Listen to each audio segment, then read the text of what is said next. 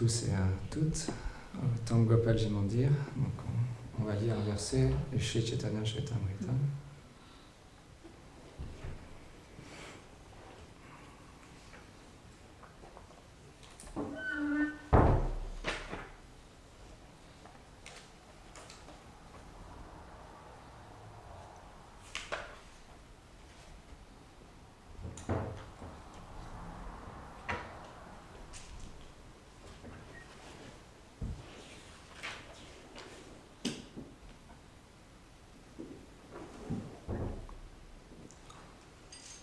Dunde tandavini ratim vidhanute tundavari labdhaye karna krado kadam bini gatayate karna bhute vyaspriyam cheta brangana sangini vijayate sarvindriyam kritam no jane janita kiyad vir amrite krishneti vametvayim. Donc c'est la Mtya-lila, chapitre 1. Verset 120. Traduction. Je ne saurais mesurer la quantité de nectar produite par les deux syllabes Krishna.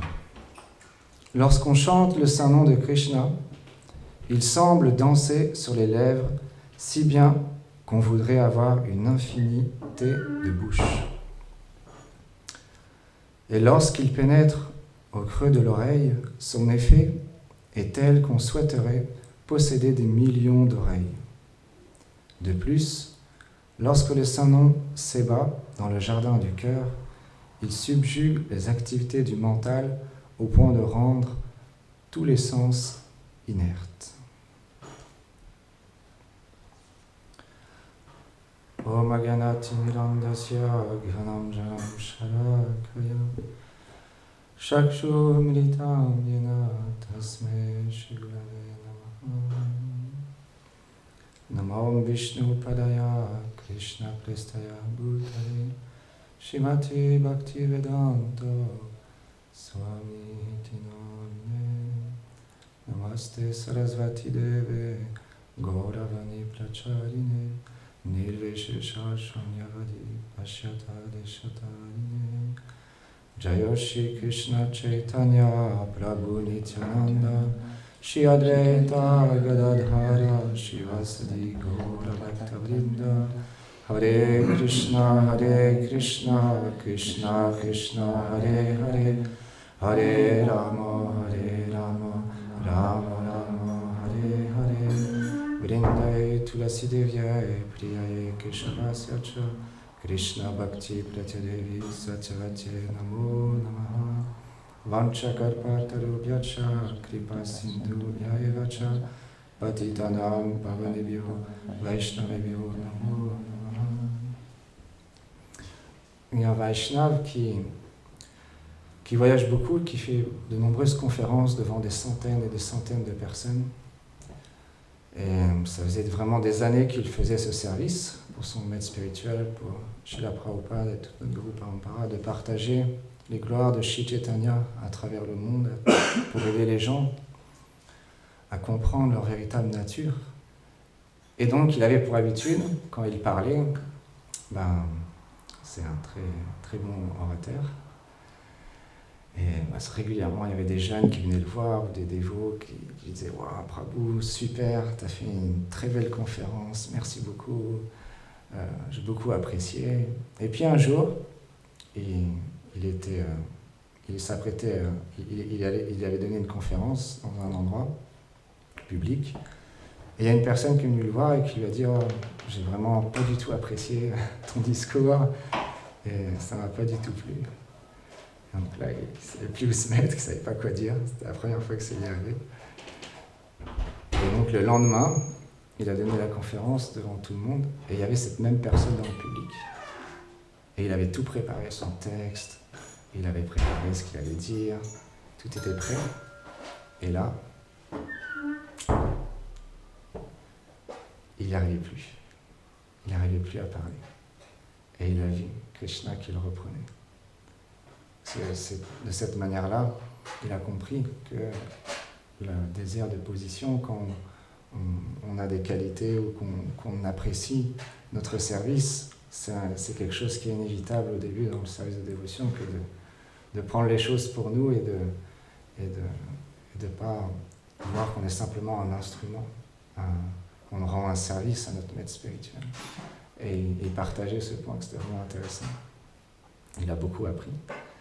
Et à un autre moment, dans une interview, on lui posait la question, mais qu'est-ce qui vous motive à faire ce que vous faites? Parce que vous êtes toujours, on vous voit toujours joyeux, toujours motivé à partager, à aider les gens. Qu'est-ce qui vous motive? Et il a expliqué, en fait, ce qui me motive, c'est que tous les matins, je me lève et je pratique ce qu'on appelle la sadhana. Je chante les saints noms du Seigneur. Et je m'assois dans le temple et j'écoute mes frères et mes sœurs. J'écoute les harikata pour ensuite le répéter. Et j'écoute mon maître spirituel qui m'instruit sur les gloires de Krishna. Et c'est ça ma motivation, c'est ça qui me motive. Et il a parlé de Srila Prabhupada. Donc, je voulais partager avec vous aujourd'hui ce verset parce que le principe de l'écoute est vraiment un principe très important pour nous. Et Sri Chaitanya Mahaprabhu, il a montré l'exemple en étant associé à différents Vaishnavas. Dès qu'il rencontrait un dévot du Seigneur, il désirait entendre les gloires de Krishna. Bien qu'il soit le Seigneur lui-même, Sri Chaitanya Mahaprabhu, il désirait entendre les gloires de Krishna de la bouche de ce dévot. Et c'est quelque chose qui est incroyable, de voir le Seigneur qui est l'origine de toutes choses, qui a la connaissance la plus parfaite sur tout, le passé, le présent, le futur. Il a la connaissance absolue, mais il désire dans cette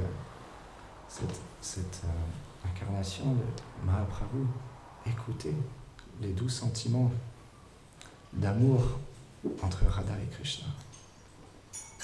Et là, Srila Rupa Goswami, il partage ce verset à Sri Chaitanya Mahaprabhu, à Ramananda Roy et à différents Vaishnavas qui étaient présents. Et ça, c'est un verset que les Vaishnavas qui expérimentent, les Vaishnavas qui goûtent au chant des saints noms, ils expérimentent cette chose-là. Et on peut voir le principe de l'écoute dans un temple, c'est quelque chose qui est très présent. Parce que quand on fait un service, on peut écouter des harikata, on peut parler entre nous en faisant du service. Tous les matins, on écoute les Vaishnavas parler sur le Bhagavatam, Chaitanya Charitamrita, sur Srila Prabhupada, différents sujets. Et ça nourrit notre cœur. Graduellement, on goûtera ce que Rupa Goswami a décrit dans ce verset, par la grâce des Vaishnavas. Et on voit quand les Vaishnavas ils parlent, comme ils expérimentent cette chose-là, ça touche notre cœur. Notre cœur est touché. Et notre âme est touchée. Notre âme s'éveille à sa véritable nature. Bien qu'on peut être le plus misérable, la personne la plus déchue, celui qui a le plus de problèmes dans le temple, même si il écoute avec sincérité les Vaishnavas qualifiés, il peut graduellement progresser. Et un jour, il y avait une histoire, parce que souvent on a cette tendance-là, dans l'âge de Kali, à se plaindre. Oh, telle personne, il est venu me critiquer, ou il m'a fait ça, il m'a mal parlé. Telle personne, il agit de cette manière-là. Dans un couple, on retrouve ça très fréquemment, c'est très présent, parce qu'on est 24 heures sur 24 ensemble, où on est liés, donc il y a une relation très forte entre l'homme et la femme. Et s'il n'y a pas Krishna au centre, régulièrement il y a des querelles. Et on peut souvent se plaindre au maître spirituel, au Vaishnava, s'il te plaît, aide-moi à résoudre ce problème. Et un Vaishnava, il partage une histoire très intéressante. Il explique qu'un jour, il y avait dans une forêt un hiver vraiment glacial. Il faisait tellement froid que tous les porcs-épics ils se sont réunis parce qu'ils n'allaient pas survivre au froid de cet hiver. Donc ils voulaient trouver une solution pour survivre. Et donc quand ils se sont réunis dans un endroit, ils ont remarqué qu'en se réunissant, en étant ensemble, la chaleur des uns et des autres faisait qu'ils avaient plus froid. Donc là, la solution est venue par elle-même. Ils se sont dit, bon, on va rester ensemble tout l'hiver. Et de cette manière-là, on va pouvoir survivre. Mais les porcs-épics, ils ont une particularité, c'est qu'ils ont des grandes épines, des grands pics qui font très mal. Et comme ils étaient tous serrés les uns les autres, dès qu'ils bougeaient un petit peu, ils piquaient l'autre. Et ils se piquaient comme ça les uns les autres. Donc une grande assemblée de porcs-épics faisait que, naturellement, ils se piquaient les uns les autres tout le temps. Même ils ne faisaient pas exprès. C'était les pics qui faisaient ça. Et il y en a un d'entre eux, il en a eu marre. Il s'est dit, c'est trop dur, j'en peux plus. Et donc là, il est parti de l'endroit, et il allait dans la forêt. Mais il faisait super froid. Donc il a commencé à se dire, mais non, c'est pas si pire finalement. C'est vrai que ça fait un petit peu mal, mais bon, là, si je reste là dans le froid, je vais mourir. Donc après réflexion, il a dit, ok, il faut que je tolère, j'ai pas le choix. Même si ça fait mal, il faut que je tolère. Et il est revenu. Ça a changé, les épines piquaient toujours autant, mais l'attitude avec laquelle il restait avec ses frères et ses sœurs, sa famille, les porcs-épics, était différente. De la même manière, dans une vie en communauté, c'est le même principe. On se pique les uns les autres, nos faux égos se rencontrent, notre mental, notre concupiscence, notre colère fait qu'on s'écarte de notre véritable nature, mais en restant avec les Vaishnavas, on a la chance, la bonne fortune de pouvoir être sauvé de ce monde de misère où il n'y a que souffrance. Parce que si on retourne quelques années en arrière et on se remémore quand on est tout seul chez soi dans son appartement, coupé de l'association avec les Vaishnavas, je peux parler de ma propre expérience, c'est pas la même souffrance, c'est pas la même félicité, c'est pas le même avancement spirituel. Spécialement quand on est associé avec des Vaishnavas qui vivent dans un temple et avec un Vaishnava qui est qualifié. Il y a une fortune bien plus grande, comme partagé ce matin avec Gurudev. C'est incommensurable. On a le trésor le plus précieux, comme ici décrit Chaitanya Mahaprabhu, le chant des saints noms et l'écoute du chant, à tel point qu'il désire avoir des millions de bouches pour pouvoir chanter, des milliers d'oreilles pour pouvoir entendre. Donc en Bhakta, on prie, nous, quand viendra ce jour où j'aurai ce sentiment de pouvoir avoir ce désir. Donc, je voulais partager une petite histoire avec vous sur les associés de Mahaprabhu. Parce que de nos jours, le Bhagavatam, c'est l'écriture par excellence. On dit c'est le joyau, le fruit mûr. Comme une mangue qui n'a pas de noyau et pas de peau, tellement il est délicieux. Le Bhagavatam, c'est un écrit saint extrêmement miséricordieux, parce que c'est très simple. C'est des histoires qui sont racontées, des divertissements qui sont racontés sur le Seigneur, sur les dévots, des grands rois, et à travers ces divertissements, la philosophie est expliquée. C'est très simple et très miséricordieux, parce que c'est un écrit, le Seigneur lui-même l'a composé en tant que l'incarnation.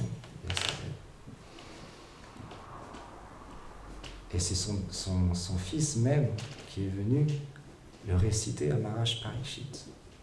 Maharaj Parikshit, lui, il n'avait pas besoin d'entendre le Bhagavatam. Dès le moment où il est apparu dans le sein de sa mère, on dit,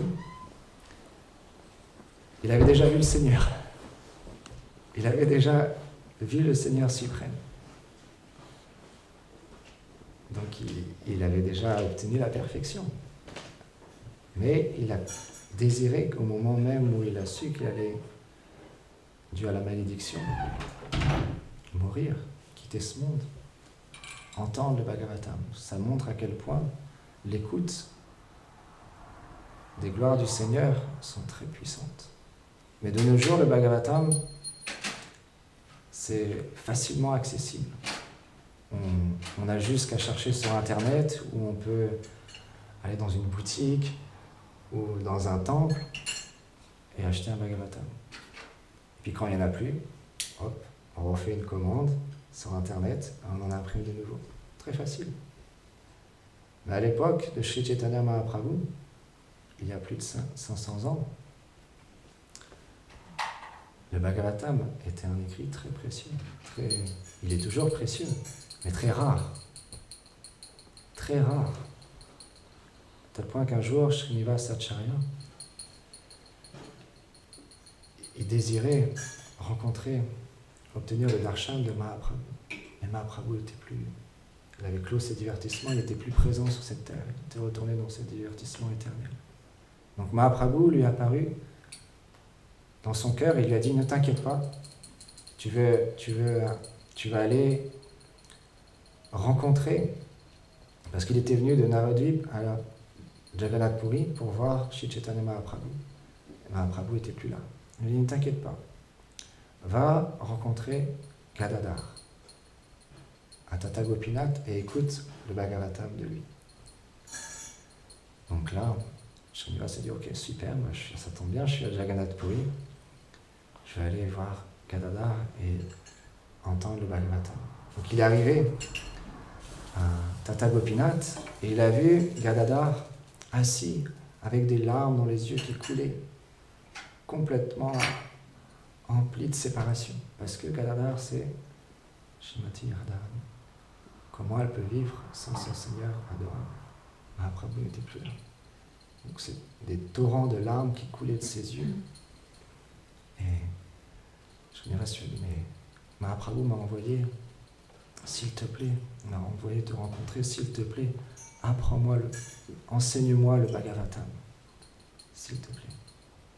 Et là, Gadadhar a dit, je veux bien, mais regarde, je pleure tellement. Toutes les pages du Bhagavatam, elles sont complètement mouillées, je ne vois plus rien, il n'y a plus une seule ligne visible. Je voudrais bien t'enseigner, mais c'est plus possible. Si tu t'en procures un, alors à ce moment-là, je t'enseignerai. Donc il lui a dit, va trouver un Bhagavatam. Donc il est retourné à Navadvip, et à cette époque-là, c'était pas juste on tape sur Internet, Shrimad Bhagavatam, on commande, et 2-3 jours après, une semaine, il y a Amazon qui nous envoie le Bhagavatam par la poste. Il fallait qu'il trouve une personne qualifiée qui pouvait retranscrire par écrit le Bhagavatam, trouver le papier aussi. Et donc ça lui a pris 9 mois à obtenir le Bhagavatam complet. Et au bout de 9 mois, il est retourné à Jagannath Puri. Et entre-temps, Gadadhar n'était plus de ce monde. Et là, de nouveau, Srinivas, il a commencé à se lamenter. Oh, je suis tellement infortuné. Comment je vais faire maintenant? Et là, Gadadhar lui est apparu de nouveau. Il a dit, ne t'inquiète pas. Tu es venu de Navadvip à Jagannath Puri, maintenant tu vas de Jagannath Puri à Vrindavan. Rupa et Sanatan Goswami sont assis là-bas et ils vont t'enseigner le Bhagavatam. Ne t'inquiète pas. Et là, il était soulagé. Ok, super. Il a marché jusqu'à Vrindavan avec le Bhagavatam et il allait voir Rupa et Sanatan, mais quand il est arrivé à Vrindavan, encore une fois, les dévots, ils pleuraient de lamentation parce que Rupa et Sanatan n'étaient plus présents. Et là, il a dit, voilà, Krishna, il va falloir que tu m'aides là. C'est pas possible. Je veux entendre le Bhagavatam, mais il n'y a personne. Qui va pouvoir me lire le Bhagavatam? Qui va pouvoir m'enseigner le Bhagavatam? Et là, Rupa et Sanatan sont apparus dans son cœur, il a dit, Jiva Goswami. Et là, il a dit, bon, il est allé devant Radha Govindaji et il a pleuré. Il dit Krishna, s'il te plaît, aide-moi là, il faut que tu fasses quelque chose. Et un Vaishnava est arrivé dans le temple et il a dit oh, qui es-tu? Oh, je suis Srinivas. Il dit mais pourquoi pleures-tu comme ça? Qu'est-ce qui t'arrive? Oh, c'est désastreux, ma vie est finie. Je cherche Jiva Goswami. Est-ce que tu sais où il est? Mais je suis Jiva Goswami. Il dit ah, tu es Jiva Goswami. Et là, il a retrouvé espoir. Et il a dit ah, s'il te plaît, enseigne-moi le Bhagavatam. Et il lui a raconté toute son histoire. Et Jiva Goswami l'a emmené à Gopal Bhatt Goswami, qui l'a initié. Et Gopal Bhatt Goswami l'a renvoyé à Jiva Goswami. Et il a pu entendre enfin le Srimad Bhagavatam de la bouche de Jiva Goswami. Donc ça montre à quel point le Srimad Bhagavatam est un écrit tellement précieux. Les gloires du Bhagavatam sont illimitées. Shri Chaitanya Mahaprabhu, il entendait lui-même, il écoutait lui-même le Bhagavatam de la bouche de Gadadhar, Atata Gopinath. Et quand il entendait les gloires du Bhagavatam, il disait encore, encore et encore et encore. Et donc à ce moment-là, même chez Bhaktivinoda Thakur, il y a environ 150-200 années, quand il était présent sur cette terre, il cherchait un Sri Chaitanya Charitamrita en Bengali, à Navadvip. Et ça lui a pris 9 mois avant de trouver un exemplaire en Bengali. Donc les textes étaient vraiment très rares à l'époque à trouver. Ça a entendu 5 ans. 5 ans. 5 ans, Yashoda avait dit. 5 ans pour trouver un Sri Chaitanya Charitamrita en Bengali. Donc le Bhagavatam est un écrit vraiment extraordinaire. Et Sri Chaitanya Mahaprabhu, pour montrer l'importance de l'écoute, il entendait la bouche de Rupa Goswami, Sarvabhauma Bhattacharya, Ramananda Roy. Il écoutait tellement les gloires de Sri Radha et Krishna de la bouche de ses dévots.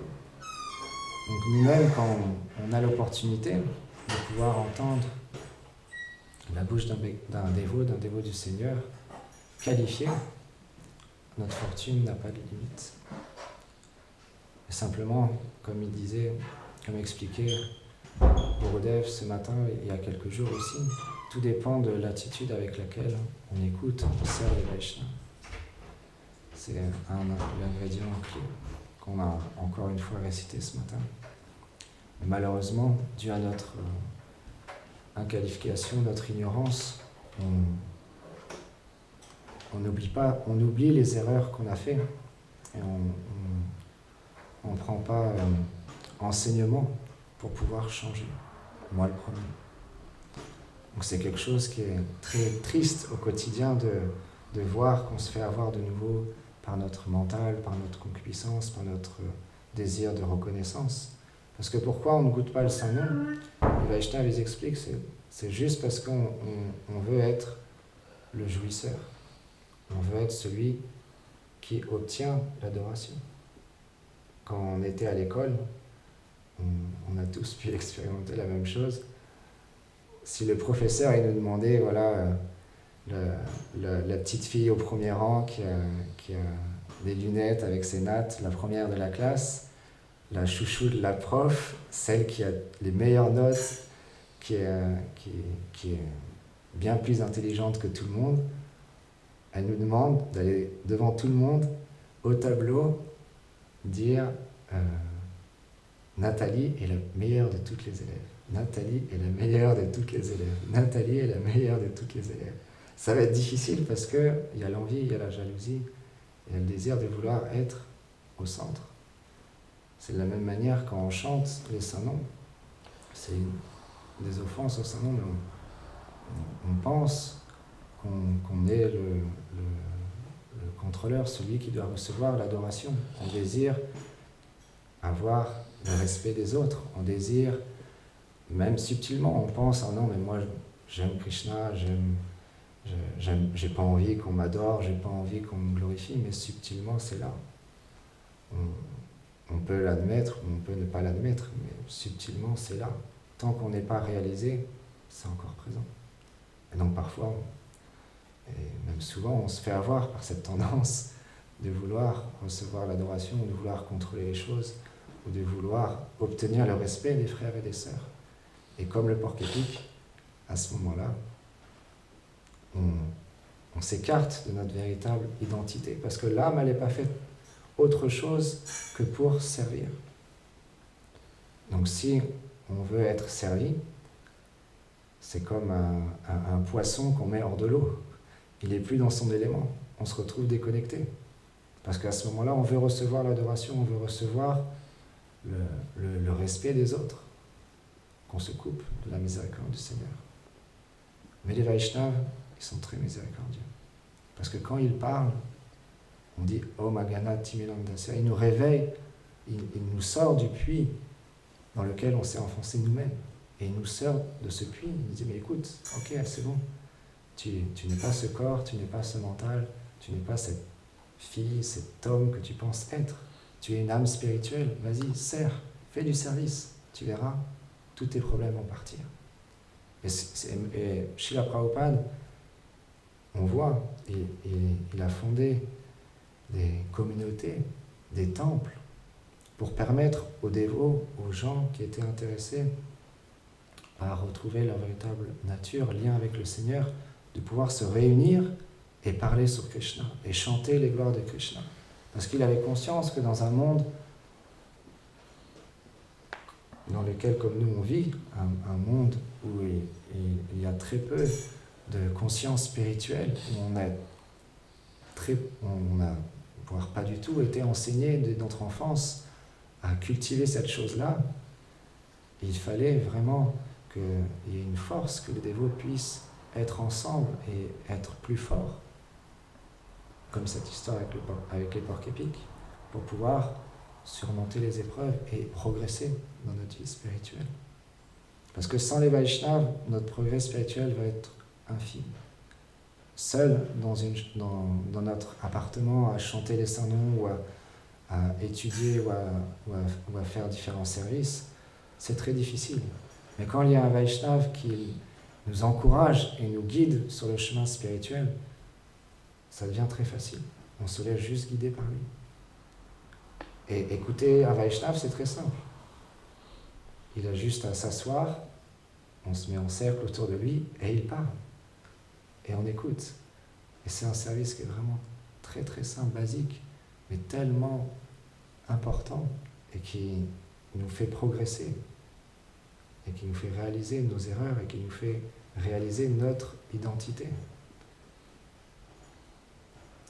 Et donc l'avidité pour l'écoute, c'est quelque chose qui ne s'obtient que par l'écoute. C'est en écoutant qu'on obtiendra l'avidité pour écouter encore et encore et encore. Il y a une histoire un jour où il y avait une personne qui était assise sur une branche d'un arbre, et puis cette personne, elle faisait quelque chose de vraiment étrange. Il était assis sur une branche et il coupait avec une scie cette branche sur laquelle il se trouvait.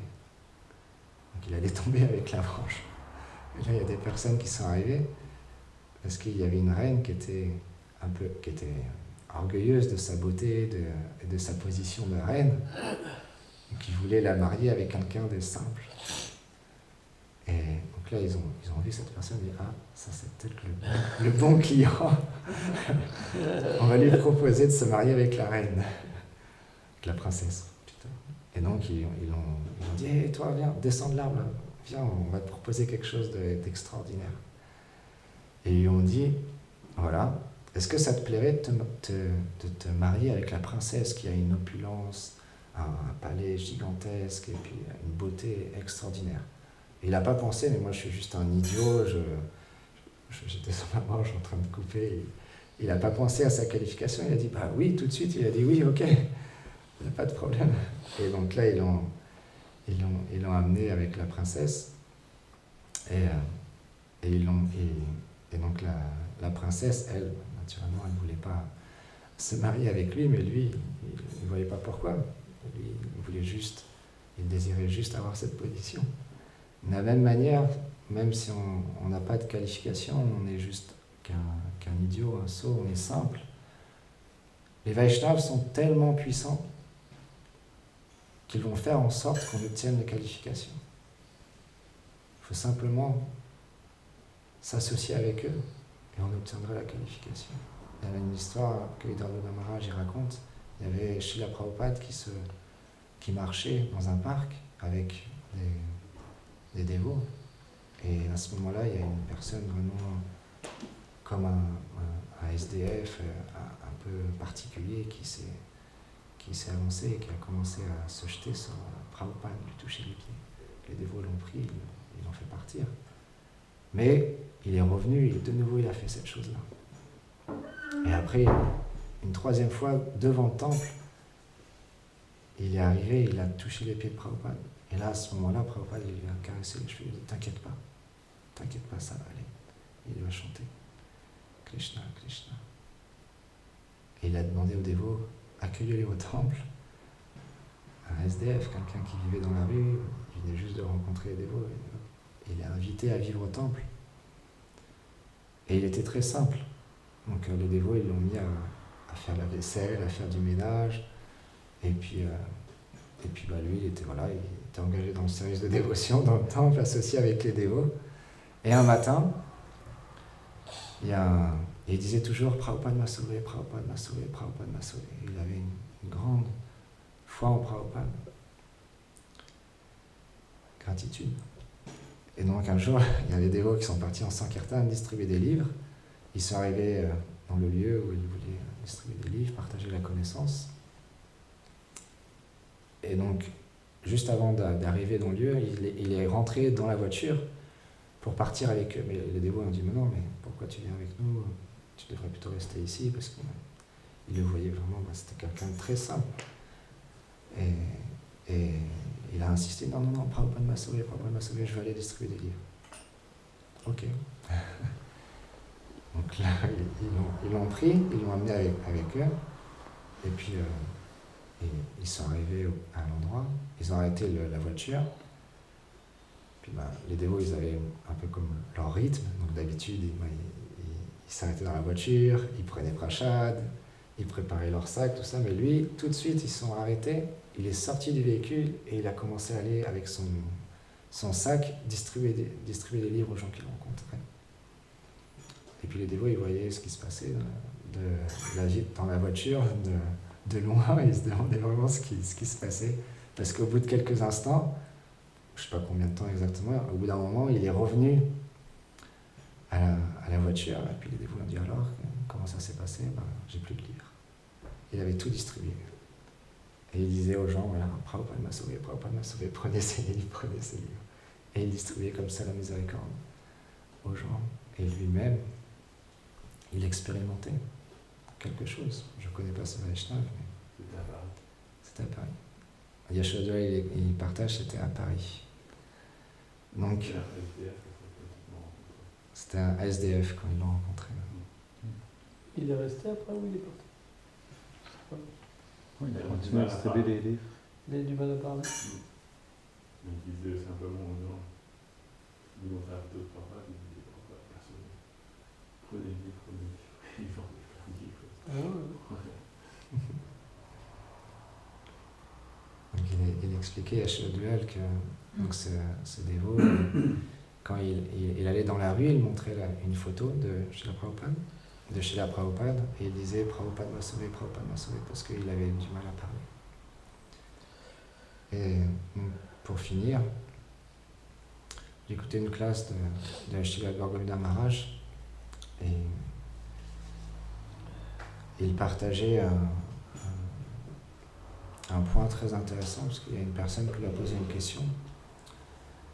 Et elle lui a dit, mais chez Chaitanya Mahaprabhu, quand il était présent, il allait voir Jagannath. Et Haridas Thakur, Rupa Goswami, et eux ne rentraient pas dans le temple.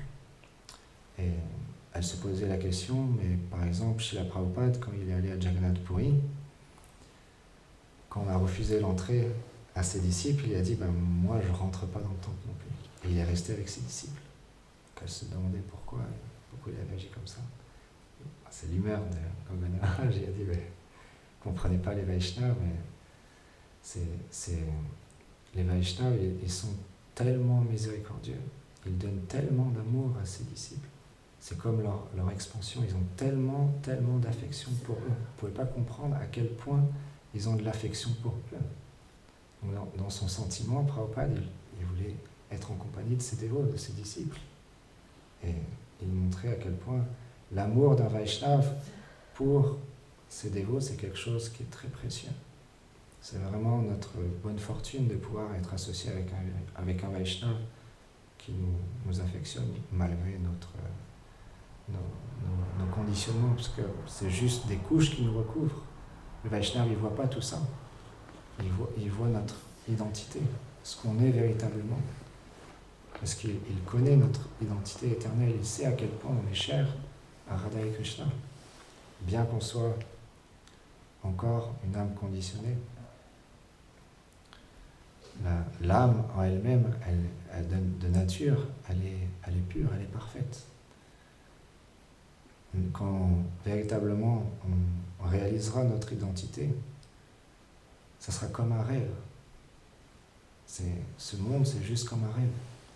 On ouvre les rideaux, on est une femme, on ferme les rideaux, on ouvre les rideaux, on est un enfant, on ferme les rideaux, on ouvre les rideaux, on est un chien, etc. La seule véritable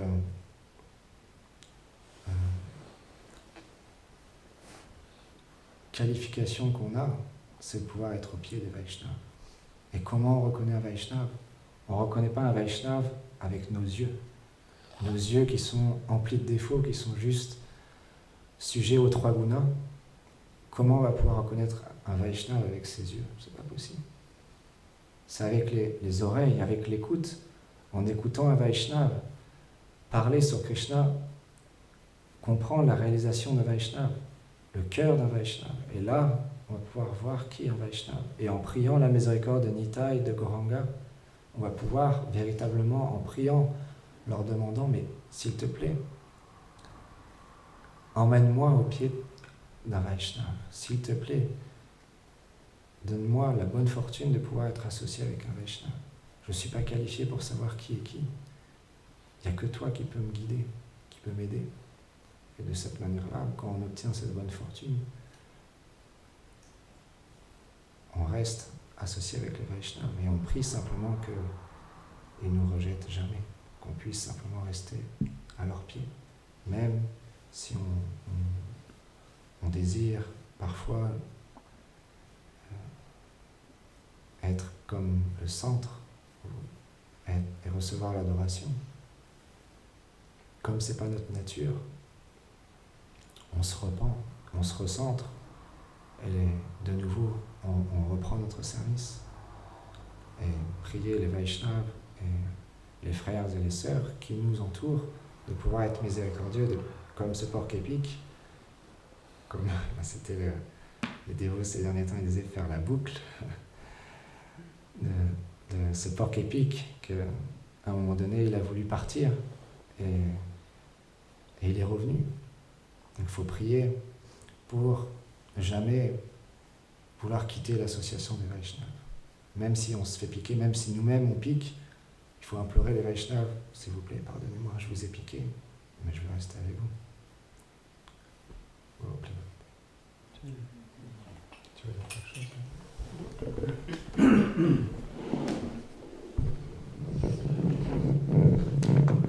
Bhagavati Milanasi Ganam Janam Shalakaya Shikshurum Viditam Jinatasme Shikula. Très belle classe, très inspirant. Et l'histoire du porc épic, j'ai bien aimé. En fait, le temple, l'association des dévots, c'est quelque chose qui n'est pas ordinaire. Parce que le temple, c'est le lieu où Radha et Krishna et ses associés accomplissent leur divertissement. Et quand ils viennent dans ce monde sous la forme de la déité, la forme de la déité, c'est une forme très miséricordieuse parce que d'habitude, Radha et Krishna acceptent comme leurs associés des êtres parfaits qui ont atteint la plus haute perfection. Mais dans la forme de la déité, il y a vraiment une miséricorde spéciale, c'est qu'ils acceptent tout le monde. Et on se retrouve dans un lieu le plus élevé, sans véritable vision au début, parce que dû à une sukriti, on se retrouve là, et comme la sukriti, donc les actes voués à la dévotion ne sont pas encore assez élevés, le cœur n'est pas purifié, et certains ne sont pas conscients de leur identité éternelle. Donc à partir de là, on est comme des porcs épiques. Ça veut dire qu'on a plein de défauts, et c'est ces défauts qui apparaissent en premier. Mais, à l'extérieur, il fait très froid. C'est la misère. Il n'y a pas de Krishna. Et donc, si on s'en va de cette association de dévots, à un moment, on perd sa foi. Et c'est inévitable. Je connais un dévot qui disait moi, je ne peux pas, jamais j'oublierai Krishna. Et on m'a dit que récemment, il disait c'est dur de garder sa foi. Parce qu'il s'est éloigné des dévots. C'est impossible. Vous avez beau vous battre. L'énergie matérielle est très puissante. Donc, dès que une personne se dit tiens, je me fais piquer, c'est pas si bien que ça, est-ce que c'est vrai tout ça, il s'en va, alors de nouveau il est congelé. Sa vie spirituelle est congelée. Mais les porcs épiques, bien qu'ils soient regroupés ensemble et que parfois ils souffrent, ils ont chaud. Et aussi une réalité, c'est que plus on va devenir conscient de Krishna, et plus on va comprendre que cette interaction de mauvaises choses et de bonnes choses dans la communauté du Seigneur ne sont pas des choses ordinaires. Quand, par exemple, vous avez un dévot qui se met tout le temps en colère, par exemple, et que vous n'arrivez pas à tolérer, c'est parce que vous avez un problème dans votre cœur, et le Seigneur vous permet à travers ce problème de le purifier et de progresser. Donc, chacun a sa place. C'est pas parce que quelqu'un s'énerve tout le temps qu'on doit se dire oh, s'il ne serait pas là, ça serait mieux. Ça ne serait pas mieux parce que ça viendrait d'une autre manière. Hein? Et cette personne, elle a une grande importance pour nous. Donc quand quelqu'un dit j'en ai marre, tout ça, c'est que il n'est pas très bien situé. Il est sur le point de devenir le porc épique tout seul qui s'en va. Alors que les porcs épiques qui sont au chaud et qui se piquent, ils ont conscience qu'à travers les uns les autres, ils progressent et qu'ils peuvent graduellement purifier leur cœur. Les moines chrétiens, ils disent que ils pensaient, quand ils ont joint le monastère, qu'ils allaient trouver un cœur à cœur avec leurs frères. Et ils disent en fait qu'ils ont trouvé un coude à coude. Vous comprenez ? Mais c'est quelque chose de très important. Parce que c'est dans ces moments-là qu'on progresse. Moi, quand j'étais une jeune dévot, on m'avait enseigné, avec le dévot que tu as un problème, serre-le. C'est lui qu'il faut que tu sers en premier. Parce qu'il faut que tu dépasses cet obstacle. Il ne faut pas que tu le vois comme un mauvais élément, mais comme une miséricorde du Seigneur. Et ça, c'est vraiment très important. On ne devrait jamais discriminer. On devrait aimer. L'amour est notre but. Et la communauté du Seigneur, c'est une communauté d'amour. Simplement, si on n'a pas de qualification, on pourra penser que ces interactions entre dévots, c'est l'horreur, que c'est pire qu'à l'extérieur. Pourquoi ? Parce que quand on est dans le service de dévotion, comme c'est pur, c'est comme un grille-pain. Vous savez ? Tout apparaît, tout sort. Et donc c'est extrêmement difficile, parce qu'il y a une purification, on est mis à nu, c'est dur de rester dans le service de dévotion. Mais si on est patient, on va graduellement purifier le cœur et graduellement une autre vision va s'ouvrir à nous. On va commencer à se dire waouh, quel nectar! Waouh! Waouh! On va commencer à voir les déités d'une autre manière, on va commencer à goûter le Saint-Nom, on va commencer à apprécier l'association des dévots, la classe du Bhagavata, mais à chaque moment ça va être du nectar. Et là, on va se rendre compte, parce que naturellement Krishna va nous donner l'intelligence, parce qu'on a débuté, regarde comment tu étais avant, regarde comment tu es maintenant. Donc tu dois devenir une aide. Tu dois devenir le tampon, celui qui les aime, celui qui peut leur permettre de progresser. Ça veut dire, qu'est-ce que c'est un dévot aîné ? Un dévot aîné, c'est quelqu'un qui goûte quelque chose que les gens ne goûtent pas et qui vont pouvoir goûter après et qui les aide, qui les juge pas.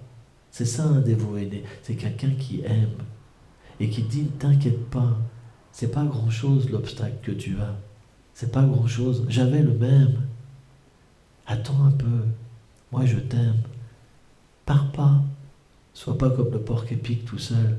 Parce que, en fait, les gens qui ont des difficultés, à un moment, ils désirent toujours s'en aller d'un temple. Mais celui qui est plus avancé dit, attends un peu, attends un peu. Reste quelque temps. Aie confiance. Et tout ça, ça va s'en aller. C'est très important.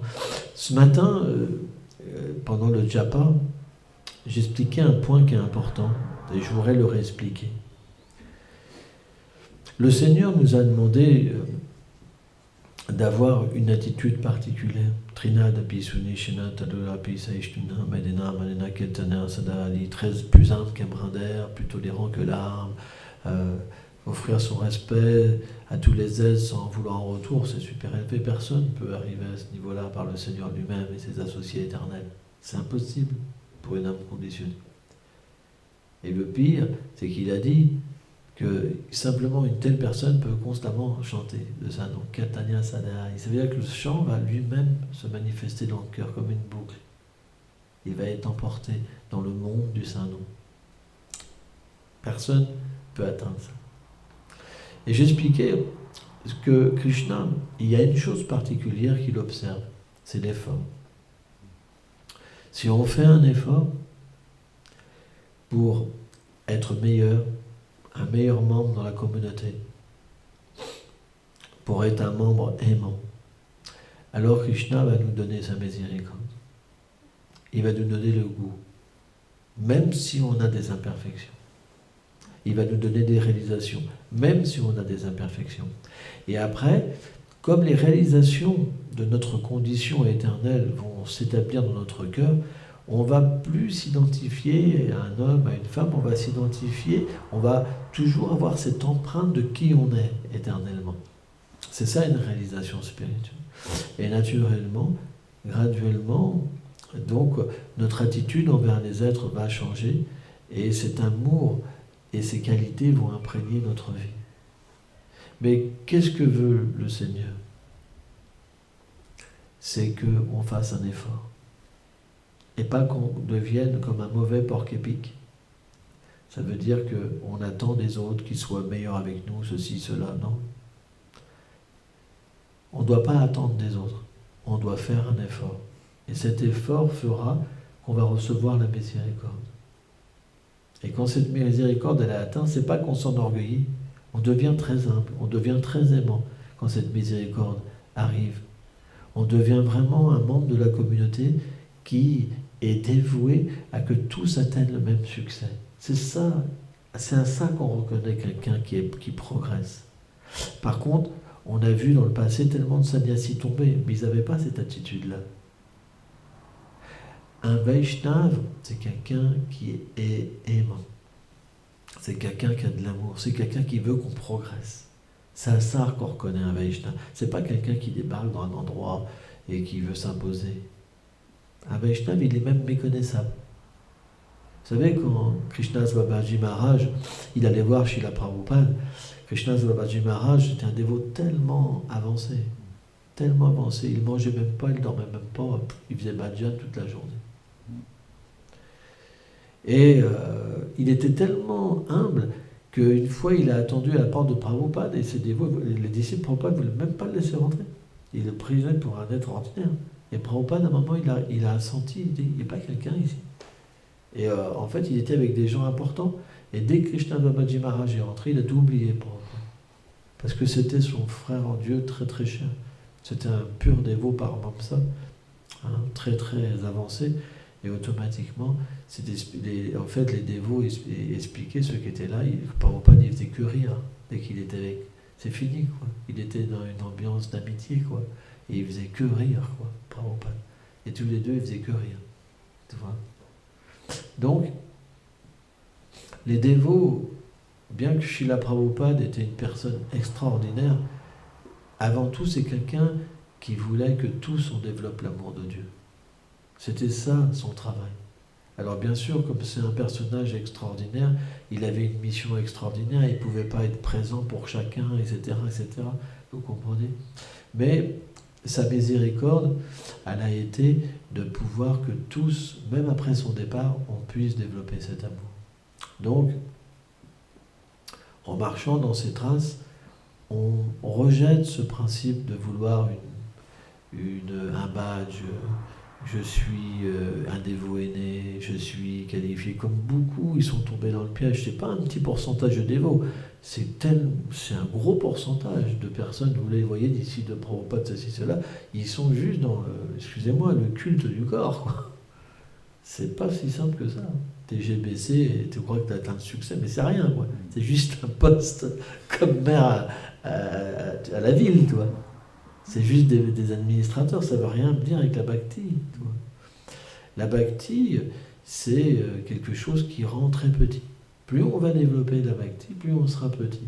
Plus on va voir la grandeur des dévots. C'est pour ça que Prabhupada aimait les dévots. C'est pour ça que Gopinath Maharaj, dans la classe, c'est très beau. Il disait, vous ne pouvez pas comprendre ce que ressent un maître spirituel pour un disciple. Mais un gourou, il peut aussi se détacher d'un disciple très rapidement. C'est très difficile à comprendre aussi. Parce que le bhakta, il est attaché qu'à la vérité, et pas à l'illusion. Hein? Bon, c'était une petite...